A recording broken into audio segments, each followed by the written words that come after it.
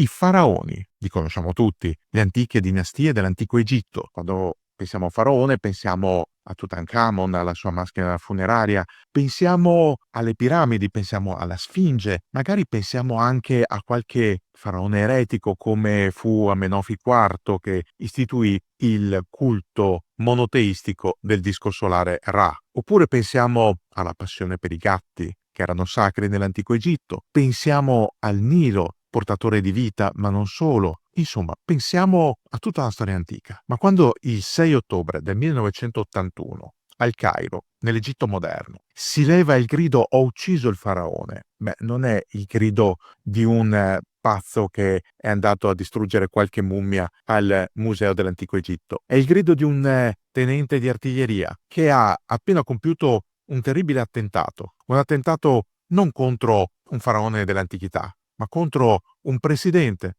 che era stato un uomo di Stato, scusate il gioco di parole, in bilico tra la modernità e l'assolutismo, tra la volontà di apertura e quella di chiusura, tra politiche a volte contrastanti fra loro, e che aveva pagato con la vita due scelte in controtendenza col suo predecessore, che alla fine si erano scontrate e che avevano prodotto proprio quell'attentato. Oggi parliamo di Anwar el-Sadat, il terzo presidente nella storia dell'Egitto moderno, della sua parabola e di quell'attentato che gli costò la vita. Prima di addentrarci nella nostra storia di oggi, vi esorto ancora una volta a pensare al tema della sicurezza online. D'altronde, se state guardando questo video o state ascoltando il podcast, lo fate attraverso la rete internet. E la rete internet, per quanto sia fruibile a tutti e ci dia accesso a tante informazioni, può riservare anche delle spiacevolezze, specie nel caso in cui si possa diventare vittima di qualche malintenzionato che potrebbe provare a sfruttare certe reti non completamente protette per entrare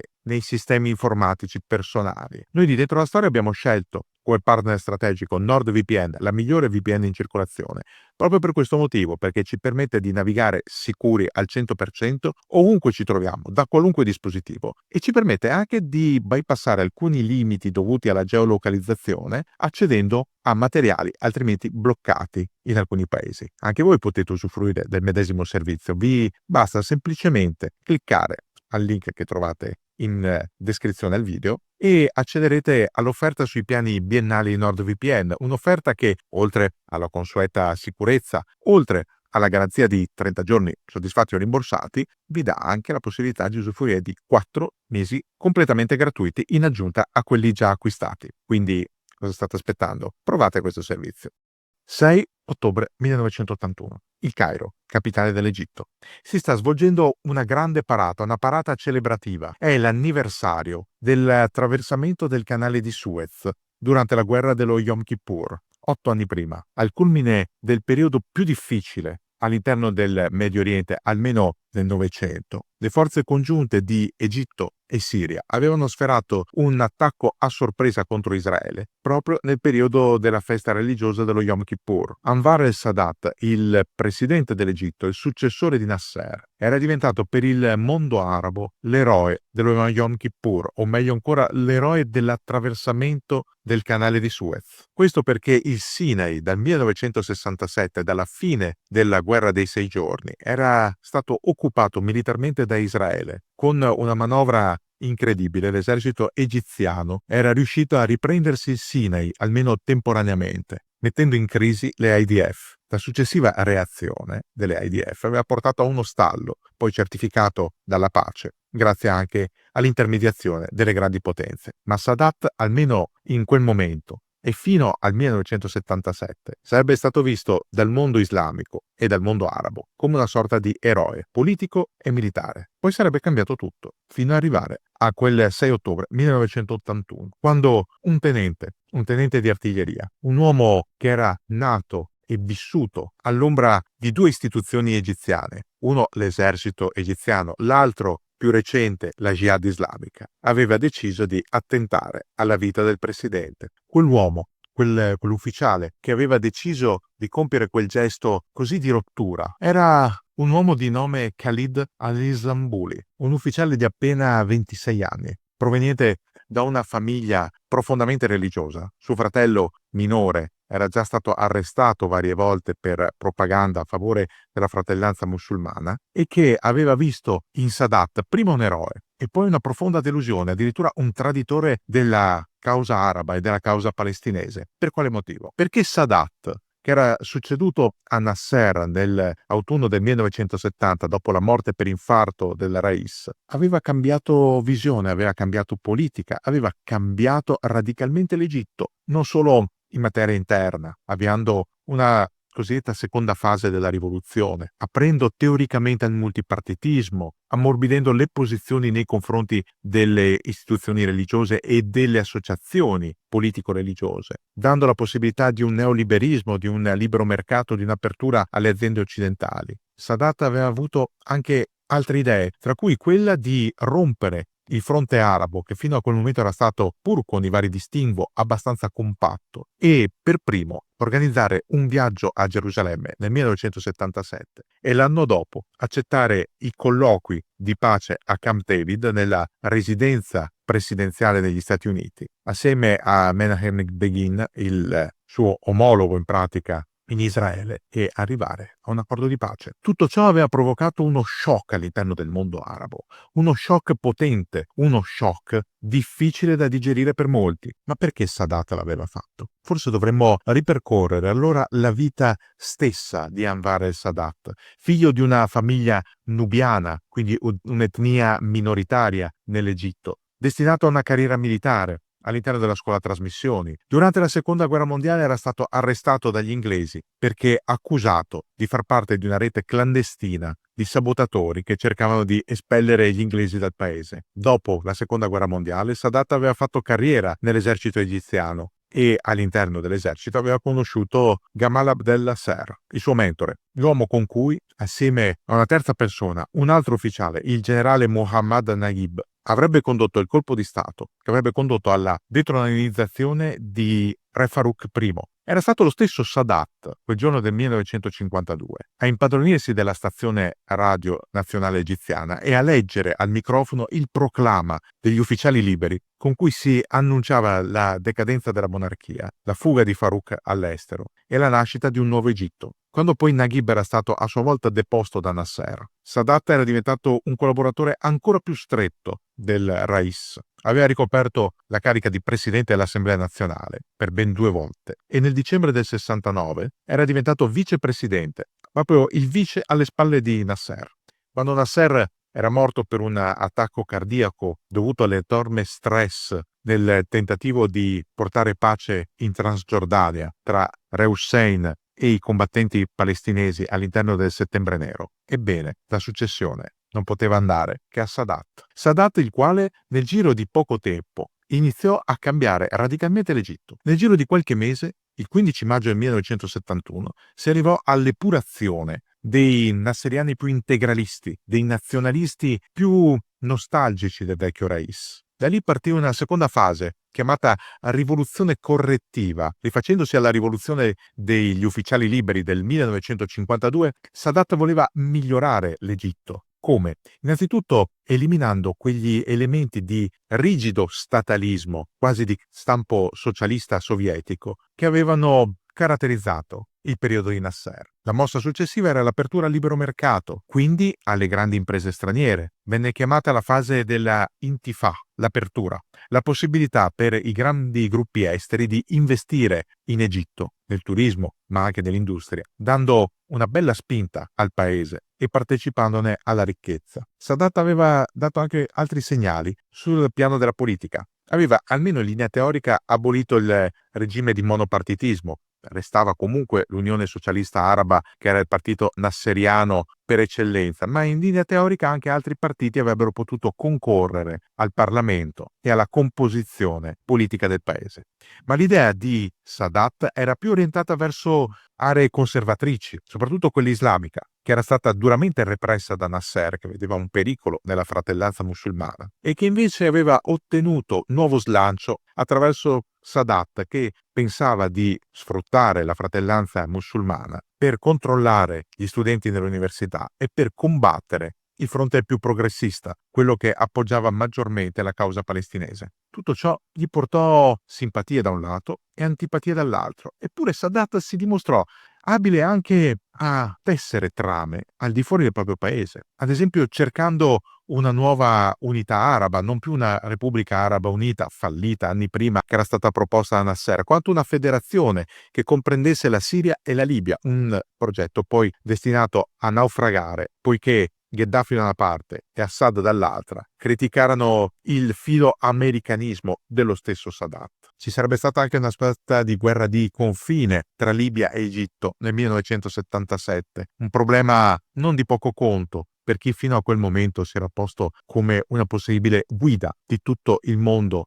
arabo e magrebino. Ma Sadat era anche un interventista per quanto riguardava le armi, ad esempio il sostegno a Mobutu oppure alla Somalia nella guerra dell'Ogaden, o in politica estera, ospitando lo Shah Mohammad Reza Pahlavi, che nel gennaio del 1979 era stato costretto ad abbandonare l'Iran dopo la rivoluzione khomeinista. Al Cairo, Reza Pahlavi aveva trovato rifugio e comprensione prima di recarsi negli Stati Uniti nell'estremo tentativo di trovare una cura al cancro che lo stava divorando vivo. Sadat era questo, un uomo che trattava su più tavoli, che gestiva più partite contemporaneamente e che, pur sembrando un freddo calcolatore, tentava spesso e volentieri d'azzardo, come appunto nel 1977, con la sua visita ufficiale a Gerusalemme, la prima di un leader arabo, un qualcosa che avrebbe scandalizzato l'intero mondo musulmano. Non era mai successo nulla del genere fino a quel momento. Gli accordi di Camp David del 1978, il trattato di pace israelo-egiziano del 79, la restituzione del Sinai erano stati dei passi epocali che avevano portato alla pace nella zona, alla fine delle ostilità nell'area del Sinai, che erano valse a Sadat e a Begin il premio Nobel per la pace del 1978, che erano state accolte favorevolmente dall'opinione pubblica egiziana, ma che avevano anche riscosso moltissime critiche, in primis proprio da quei fondamentalisti islamici, proprio dalla fratellanza musulmana, che Sadat aveva sdoganato in Egitto. Anche le forze progressiste di sinistra si opponevano sempre di più a Sadat perché gli accordi di Camp David venivano visti come l'abbandono al loro destino dei palestinesi. Non poteva essere perdonato, non poteva essere tollerato tutto ciò, ma Sadat aveva reagito in maniera ferma e anche brutale, inasprendo la situazione in Egitto, togliendo diverse possibilità di esercizio di critica, ricorrendo alla repressione anche militare nelle piazze per fronteggiare ogni protesta, da quella della politica di contenimento della spesa pubblica, un passo necessario, fino alla cosiddetta rivolta del pane. Sadat aveva anche deciso di sciogliere poi il partito nasseriano, l'Unione Socialista Araba, creando al suo posto un altro partito, il Partito Nazionale Democratico, meno sbilanciato verso l'Unione Sovietica e più centralista, più moderato, più abituato a trattare con quasi tutti gli altri partiti. Non basta. Sadat vedeva con sempre maggiore sospetto, dopo aver propugnato per anni la possibilità di apertura verso gli altri credi religiosi, le varie iniziative di protesta portate avanti tanto dalle organizzazioni islamiche quanto da quelle cristiane copte, al punto che addirittura il primate della chiesa copta dell'epoca, Shenouda III, venne costretto all'esilio. Gli stessi studenti universitari furono colpiti da centinaia e centinaia di arresti perché sospettati di essere non solo degli oppositori di Sadat, ma addirittura degli aspiranti terroristi. Ciò di cui Sadat non si sarebbe mai, ma proprio mai aspettato, ciò che non avrebbe mai sospettato, è che i suoi peggiori avversari fossero all'interno di quell'esercito dalle cui fila lui stesso era emerso, assieme a Nasser. Non poteva immaginare che la Jihad islamica egiziana progettasse il suo assassinio e quando, proprio nel giorno del suo trionfo, il 6 ottobre del 1981, Sadat aveva sottovalutato le minacce arrivate dagli jihadisti. Aveva liquidato con un sorriso persino le parole di Arafat, quando aveva affermato lasciateli firmare ciò che vogliono, tanto non ci sarà nessuna pace e chi firmerà cadrà. Per tutto ciò, Sadat aveva riservato parole di scherno e sorrisi di compatimento, per non dire di ulteriore scherno. Gli islamisti che avevano beneficiato della cosiddetta rivoluzione di rettifica e che quindi erano stati scarcerati, avevano fatto proselitismo e da quel momento in avanti avevano guardato con occhio critico e poi con occhio feroce alle iniziative di Sadat, a cominciare proprio dal viaggio a Gerusalemme, dal 1977. Quei 3 anni in cui Sadat decide di avvicinarsi sempre di più agli Stati Uniti e a Israele, vengono visti dagli islamisti come un tradimento. Uno di questi islamisti è un ufficiale, è un tenente dell'artiglieria. Si chiama Khalid al-Islambuli. È uno dei figli del Nuovo Egitto. È nato nel 1955, è nato dopo la rivoluzione nasseriana. Era nato all'interno del governatorato di Minia. Suo padre era un consulente legale. La madre, di origine turca, aveva seguito suo marito all'interno del governatorato, accettando di crescere i figli nella fede islamica, in un senso inizialmente moderato, poi più radicale. Al-Islambuli aveva ricevuto il suo primo comando sul campo nel marzo del 1980, come comandante di plotone nella 116ª Brigata di Artiglieria da Campagna, con sede al Cairo. E già in quell'anno Al-Islambuli aveva cominciato a odiare fortemente il presidente Sadat. Lo giudicava un debole, un complice di Israele, un traditore, e doveva pagare. Una volta la sorte punisce chi decide di attentare alla vita di un presidente, altre volte lo premia. È il caso proprio di Al-Islambuli. Quel giorno, il giorno della parata del 6 ottobre, Al-Islambuli non dovrebbe essere a bordo di uno dei camion che sfilano, quei camion che trainano gli obici d'artiglieria.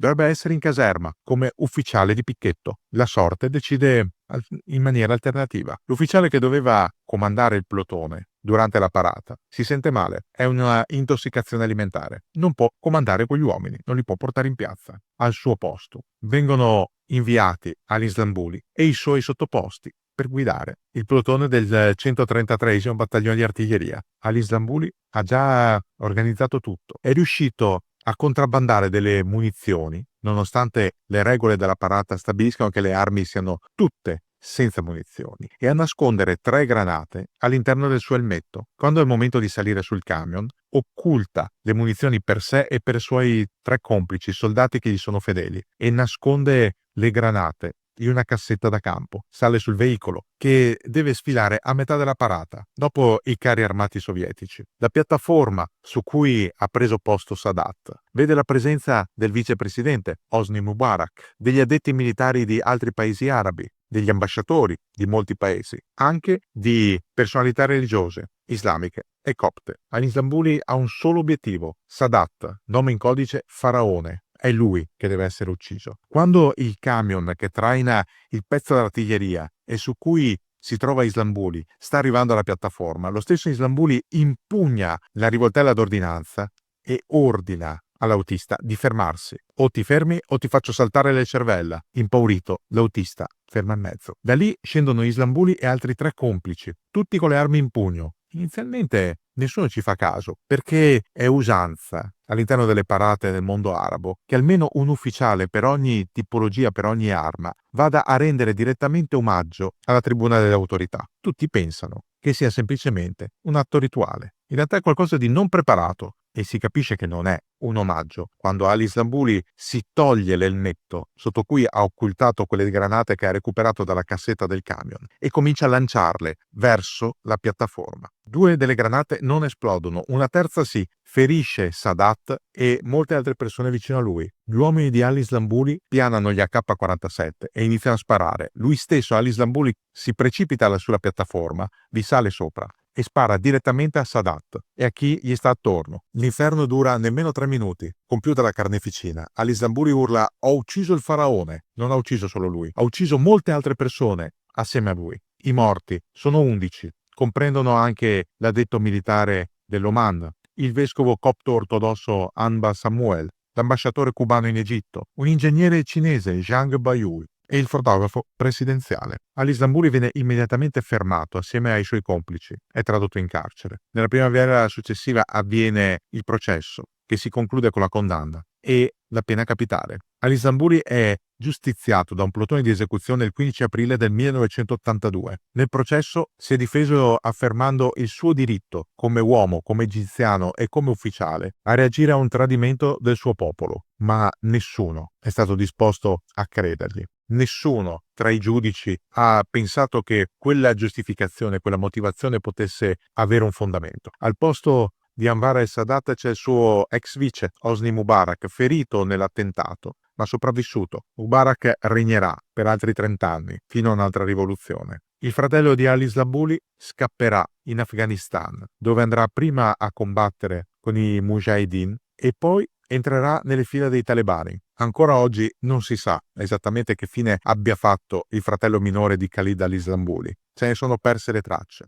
Resta però quel grido forte, potente che risuona su quel palco al Cairo. Ho ucciso il faraone, come se fosse stato un regicidio, come se si fosse trattato di un tirannicidio, nulla di più. Cosa resta di Ali Zambuli? L'abbiamo detto. Cosa resta di Anwar el-Sadat? È la memoria di un presidente che giocò, come abbiamo detto, su più tavoli, facendo degli azzardi che alla fine in parte pagarono e in parte gli costarono la vita. Resta la memoria di un uomo che, arrivando da una situazione complessa, seppe interpretare il cambiamento dei tempi con una notevole percezione, vedendo prima di altri la necessità di una pace nella zona mediorientale, trovando un equilibrio, l'equilibrio di Camp David, un equilibrio che avrebbe consentito all'Egitto di recuperare il suo territorio, il Sinai, e che avrebbe pacificato un'intera frontiera. Il giudizio storico su Sadat è abbastanza controverso. È difficile mediare tra la sua immagine di uomo di pace e la sua immagine di un presidente autoritario che limita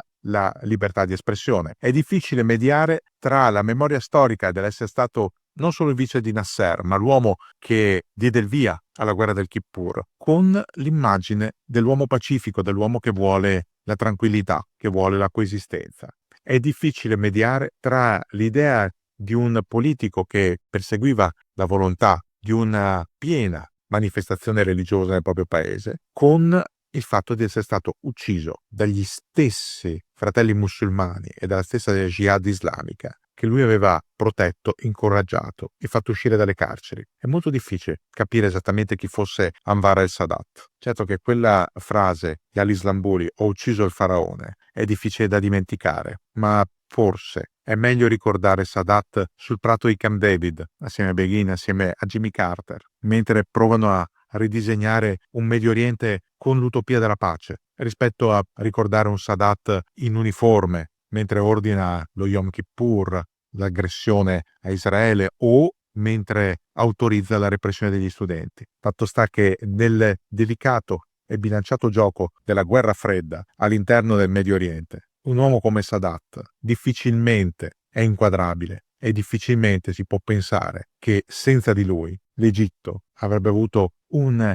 determinato passaggio storico, avrebbe riottenuto pacificamente il Sinai e soprattutto sarebbe diventato quel paese aperto all'Occidente e aperto al dialogo che è, per certi versi, pur con tanti distinguo, ancora oggi. Ben ritrovati in Dentro la Storia, il canale di chi ama la storia contemporanea. Per chi ci conosce ormai da tanto tempo, non devo dire praticamente nulla, ma se è la prima volta, una delle prime volte che capitate nel nostro canale, sappiate che oltre al canale YouTube c'è una piattaforma podcast che trovate sulle maggiori piattaforme dedicate online. E oltre a questo c'è un sito ufficiale, Dentro la Storia, in cui trovate il canale, il podcast, i nostri articoli, i nostri approfondimenti, i nostri editoriali e 2 aree esclusive, una dedicata al nostro fan shop, in cui trovate tra l'altro la polo che sto indossando, e l'altra dedicata alla possibilità di richiedere in maniera completamente gratuita la nostra esclusiva newsletter mensile. È un servizio che abbiamo pensato per voi, che arriva all'inizio di ogni mese nelle vostre caselle email con tante cose, tanti contenuti, i nostri consigli di lettura, di visione di film o di serie TV, le nostre timeline, i nostri editoriali, i nostri racconti e molto altro ancora. Potete richiederlo in qualsiasi momento e state certi che all'inizio di ogni mese nella vostra casella email arriverà un bel messaggio da Dentro la Storia.